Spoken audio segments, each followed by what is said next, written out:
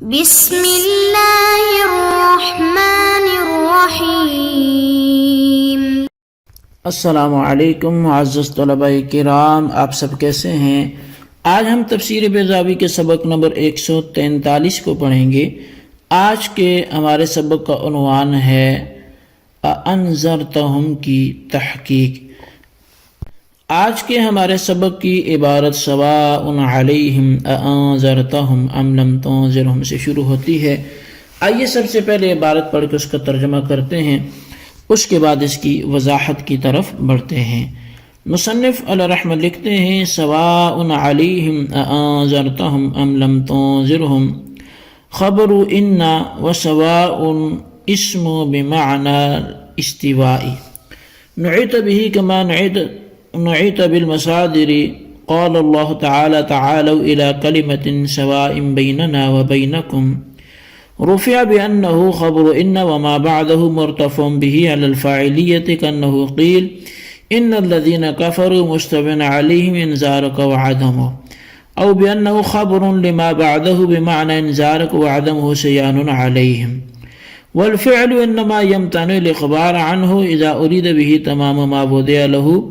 أما لو أطلق به وأريد اللفظ أو مطلق الحدث المدلول عليه ضمنا على الاتساع فهو كالاسم في الإضافة والإسناد إليه، كقوله تعالى وإذا قيل لهم آمنوا، وقوله تعالى يوم ينفع الصادقين صدقهم، وقولهم تسمع بالمعيد خيما أن تراه من أن تراه، وإنما عدل هنا عن المصدر إلى الفعل لما فيه من إيهام التجدد۔ ان کے حق میں یکساں ہے، برابر ہے، آپ انہیں ڈرائیں یا نہ ڈرائیں۔ یہ کلام انا کی خبر ہے اور سواء اس میں مصدر ہے اور استواء کے معنی میں ہے۔ جس طرح دوسرے مصادر کو صفت بنا کر ذکر کر دیا جاتا ہے، اسی طرح اسے بھی صفت بنا دیا گیا۔ چنانچہ ارشاد باری تعالیٰ تعالیٰ الی کلمۃ سواء بیننا وبینکم، یعنی اے اہل کتاب ایک ایسی بات کی طرف آ جاؤ جو ہمارے تمہارے درمیان مساوی طور پر مسلم ہے۔ سواء خبر انا ہونے کی وجہ سے مرفوع ہے اور اس کا مابعد اس کا فاعل ہونے کی بنا پر مرفوع ہے۔ گویا یوں کہا گیا ان الذین کفروا مستوی علیہم انذارک وعدمہ، یعنی بلا شبہ کافرین کے حق میں برابر ہے کہ آپ کا ڈرانا اور نہ ڈرانا۔ یہ اس لیے مرفوع ہے کہ وہ اپنے مابعد یعنی انذرتہم ام لم تنذرہم کی خبر ہے، پس تقدیری جو عبارت وہ یوں ہوگی انذارک وعدمہ سیان علیہم، اور فعل کو مخبر عنہ یعنی مسند الیہ بنانا صرف اس وقت محال ہے جبکہ اس سے اس کے معنی مطابقی مراد لیے جائیں، لیکن جب فعل بول کر مجازن اس کے الفاظ مراد لیے جائیں یا مطلقاً وہ معنی حدسی مراد لیے جائیں جس پر فعل تضمناً دلالت کرتا ہے، تو اس وقت مضاف الیہ اور مسند الیہ بننے میں اس کی حیثیت اسم کی سی ہوگی، جیسا کہ ارشاد باری تعالیٰ ہے وَإِذَا قِيلَ لَهُمْ آمِنُوا اور یوم ينفع الصادقین صدقهم۔ پہلی مثال میں آمنو سے لفظ آمنو مراد ہے اور دوسری میں معنی حدسی مراد ہے۔ پہلی مثال میں فعل مسند الیہ ہے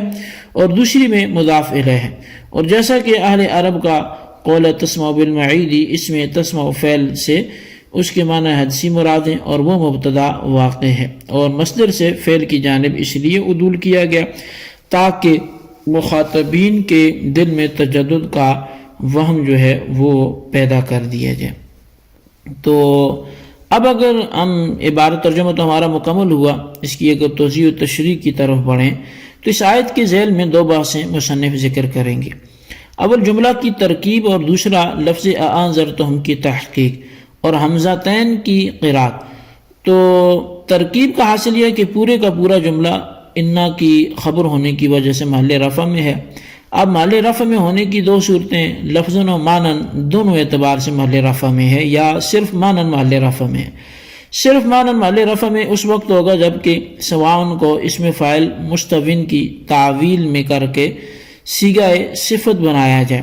اور اَأَنذَرْتَهُمْ أَمْ لَمْ تُنذِرْهُمْ کو اس کا فاعل قرار دیا جائے۔ تو اس صورت میں تقدیری عبارت یوں ہوگی ان الذین کفروا مستوی علیہم انذارک وعدمہ، اور اس ترکیب میں رفع مانوی اس لیے ہوگا کہ یہاں سواء اور اس کے فاعل دونوں کو بمنزلہ مفرد مان کر سواء کو وہ اعراب دیا گیا جس کا مجموعہ جو ہے وہ مستحق تھا، اور محل رفع میں لفظ و معنی اس صورت میں ہوگا جبکہ یہ اس صورت میں ہوگا جبکہ سواء کا خبر مقدم اور انذرتہم کو مبتدا مؤخر مانا جائے، اور تقدیری عبارت یوں نکالی جائے انذار کا وعدم ہو سیان علیہم۔ اس صورت میں یہ محل رفع میں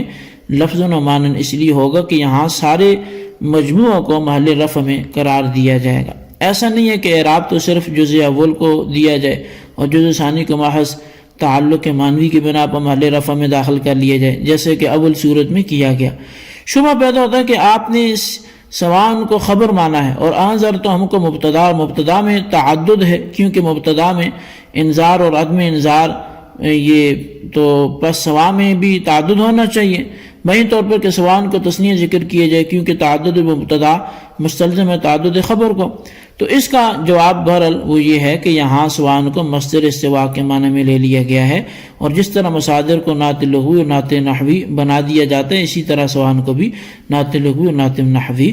بنا دیا گیا ہے۔ اور نعت نحوی کی مثال تو اللہ تعالیٰ کے فرمان تعالوا الی کلمۃ سواء بیننا و بینکم کے اندر، کیونکہ یہاں سواء کلمہ کا تابع اور صفت ہے، اور یہی نعت نحوی کی حقیقت ہے۔ اور نعت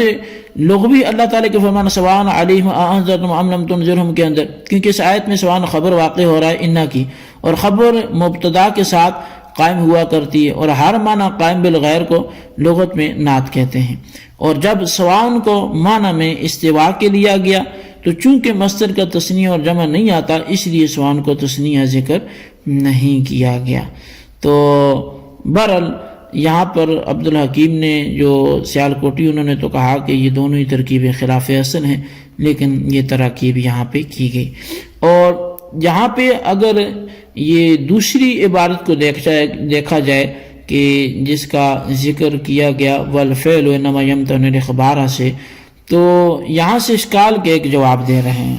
اور وہ اشکال جو مذکورہ دونوں ترکیبوں پر وارد ہوتے ہیں۔ اشکال یہ ہے کہ آپ نے دونوں ترکیبوں میں انذرتم کو مسند الیہ اور مخبر عنہ بنایا ہے، حالانکہ اس کو مسند الیہ بنانے کی صورت میں 3 خرابیاں لازم آتی ہیں۔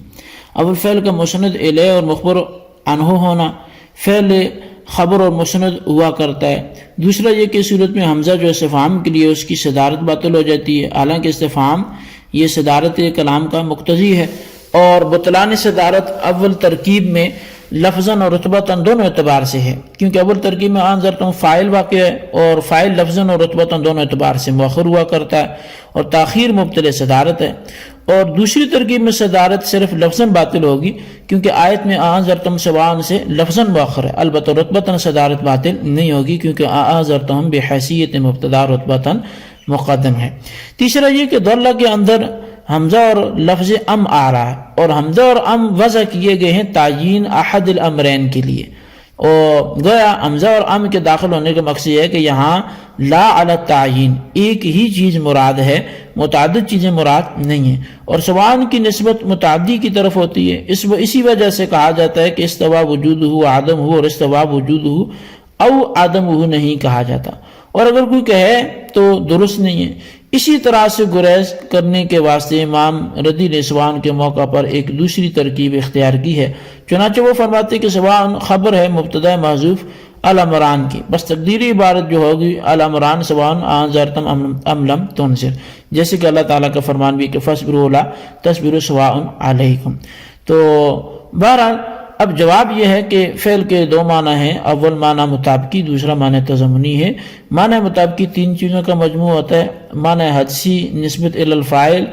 اور اقتران بالزمان، اور معنی تضمنی جو ہے وہ مطلق معنی حدسی فعل کا مسند الیہ اور مخبر عنہ بننا معنی مطابقی کے اعتبار سے ممتنع ہے، کیونکہ مسند الیہ اور مخبر عنہ مستقل ہوتا ہے اور فعل معنی مطابقی کے اعتبار سے غیر مستقل ہے، لہٰذا اگر فعل سے معنی تضمنی یعنی معنی حدسی مجازاً مراد لے لیے جائیں، مجاز کا مطلب یہ ہے کہ کل بول کر جز مراد لیے جائے، تو ان دونوں صورتوں میں فعل کی وہی حیثیت ہوگی جو اسم کی ہوتی ہے۔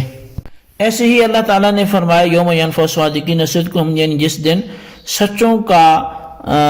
کو ان کا سچ کام آ جائے گا۔ تو اس مثال میں ینفع کے معنی تضمنی لینے سے مطلقاً معنی حدسی مراد ہیں، اسی وجہ سے اس کو یوم کا مضاف الیہ بنایا گیا۔ پس یوم ینفع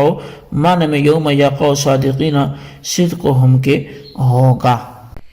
جی طلبہ کرام، یہ تھی ہمارے آج کے سبق کی عبارت، اس کا ترجمہ، اس کی وضاحت، اس کو اچھی طرح سمجھیں، اس کے خلاصے کو اپنے رجسٹر پر لکھیں، بالخصوص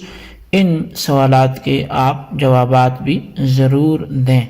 سوال نمبر 1 یہ ہے کہ یہ سواء علیہم اانذرتہم میں ترکیبی اعتبار سے بتائیں کہ انا کی خبر کیا ہے، اور سوال نمبر 2 یہ ہے کہ والفعل انما یمتنع الاخبار سے کیا بتلانا چاہتے ہیں، وضاحت کریں۔ اللہ تبارک و تعالیٰ سے دعا ہے جو کچھ ہم نے پڑھا سنا اسے یاد رکھنے کی توفیق نصیب فرمائے، آمین بجاہ النبی الامین صلی اللہ علیہ وسلم۔